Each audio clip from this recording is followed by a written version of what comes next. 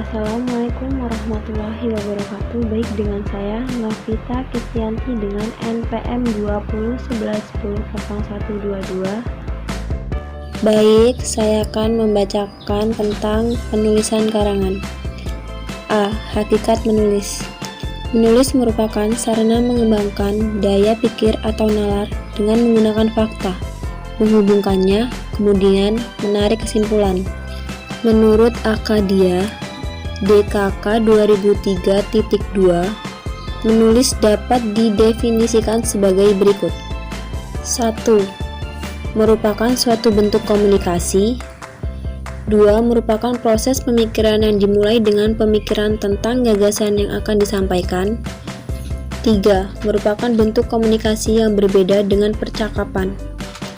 Dalam tulisan tidak terdapat intonasi, ekspresi wajah, gerakan fisik, serta situasi yang menyertai percakapan. Assalamualaikum warahmatullahi wabarakatuh. Perkenalkan, nama saya Deni Ani Batara dengan NPM 20111000326. Karangan dapat dikelompokkan menjadi 4. Yang pertama, karangan deskripsi. Karangan deskripsi berisi gambaran mengenai suatu hal atau kejadian sehingga pembaca seolah-olah melihat, mendengar, atau merasakan hal tersebut. Ciri-ciri karangan deskripsi yaitu menggambarkan atau melukiskan sesuatu.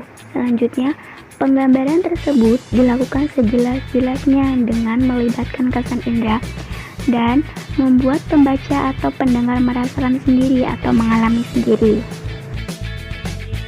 Yang kedua, karangan eksposisi. Karangan eksposisi berisi uraian atau penjelasan tentang suatu topik dengan tujuan memberi informasi atau pengetahuan tambahan bagi pembaca. Untuk memperjelas uraian, dapat dilengkapi dengan grafik, gambar, atau data statistik. Selanjutnya yang ketiga, karangan argumentasi.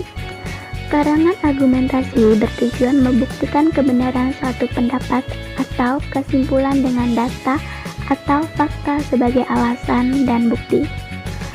Dalam argumentasi opini, data, fakta, atau alasan itu sebagai penyokong opini tersebut. Selanjutnya yang keempat, karangan narasi.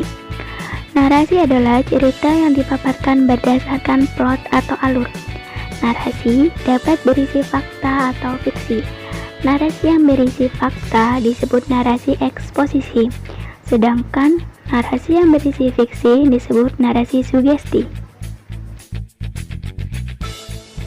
Dan yang kelima atau yang terakhir, karangan persuasi. Karangan persuasi bertujuan mempengaruhi pembaca untuk berbuat sesuatu.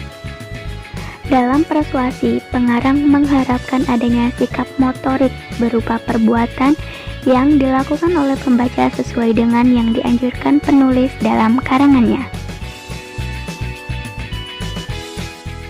Assalamualaikum warahmatullahi wabarakatuh. Saya Serli Aprilia Putri, NPM 2011100229, perwakilan dari kelompok 8.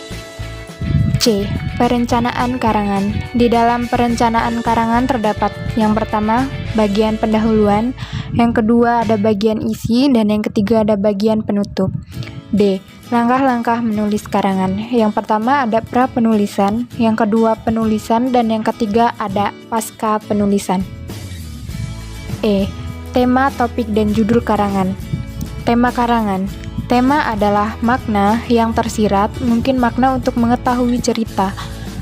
Topik karangan. Topik merupakan bahasan yang ditulis dalam suatu karangan. Dan judul karangan. Judul adalah nama yang dipakai untuk buku, bab dalam buku, kepala berita, dan lain-lain. Identitas atau cermin dari jiwa seluruh karya tulis bersifat menjelaskan diri dan yang menarik perhatian, dan ada kalanya menentukan wilayah atau lokasi.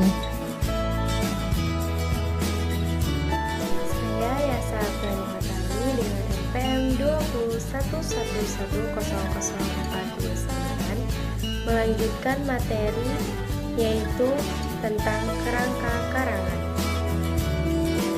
Kerangka karangan.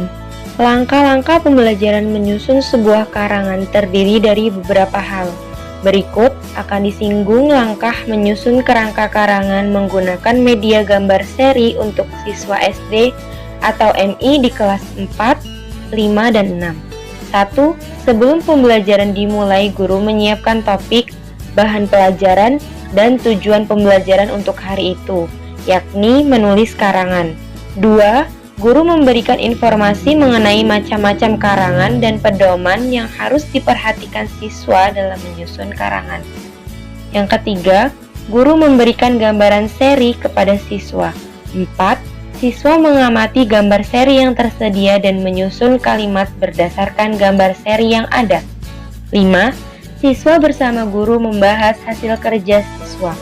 6. Guru memberikan penghargaan bagi siswa dengan hasil kerja terbaik.